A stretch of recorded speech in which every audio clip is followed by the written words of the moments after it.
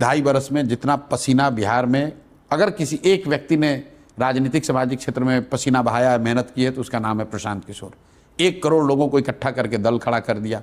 अब जब विकल्प खड़ा हो गया है तो दोनों जो दल जो जिनको राजनीतिक मुफ्तखोरी की बरसों से आदत लगी है कि उनको मालूम है कि हमने काम किया नहीं है, लेकिन अभी मोदी जी आएंगे, अभी नीतीश कुमार के पार्टी वाले जाएंगे और लालू का डर दिखाकर वोट मांगेंगे। अरे भैया हमको वोट नहीं दोगे तो जंगल राज आ जाएगा।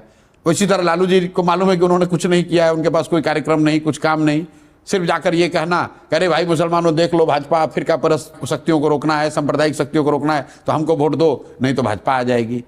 तो इन दोनों दलों को राजनीतिक मुफ्तखोरी का आदत लग गया है, काम न करना और सिर्फ दूसरे का भय दिखाकर वोट लेना। अब ये इसलिए घबराए हुए हैं कि जनता को अगर तीसरा कोई विकल्प मिल जाए, रास्ता दिख जाए, तो दोनों की लुटिया डूबने वाली है। और ऐसा मैं सिर्फ अति विश्वास में नहीं कह रहा हूं, ऑलरेडी 2020 में ये दिखा। 2020 में चिराग पासवान ने बिना किसी तैयारी के चुनाव के 10 दिन पहले कुछ लोगों को इकट्ठा करके 100 सीट पर चुनाव लड़ा दिया। तो आपने देखा कि जो मैं बात बता रहा हूं, बदलाव की या विकल्प की चाहत इतनी बड़ी थी कि अपने आप को सूरमा समझने वाले नीतीश कुमार और जदयू 70-72 से घट के 42 पर आ गए। लेकिन उसका दूसरा भी देखिए, साथ में भाजपा वाले भी लड़े, उनका देखिए दशा।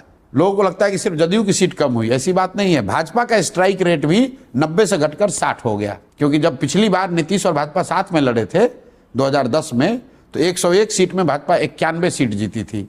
2020 में भाजपा 110 सीट लड़ी और 72 सीट जीत कर आए, उसमें चिराग पासवान नहीं लड़ रहे थे। तो अगर 2020 के चुनाव को सिर्फ आप चिराग के एंगल से देखते हैं तो आप बहुत बड़ी भूल कर रहे हैं।